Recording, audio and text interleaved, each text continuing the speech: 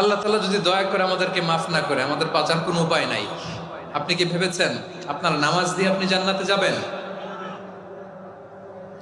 আপনি তাহাজ্জুদ গুজার, সেজদা দিতে দিতে কপালে দাগ ফেলেছেন, এটা আপনারা জান্নাতে নেবে না? আপনি এলাকার সবচেয়ে বড় হাতেমতাই, দানশীল, এই দানের ভরসায় বসে আছেন, কশিন কালো ওঠা। আমাদের নামাজ, আমাদের রোজা, আমাদের ইবাদত, এগুলোকে মিজানের পাল্লায় উঠালে কোনো ওজনই হবে না।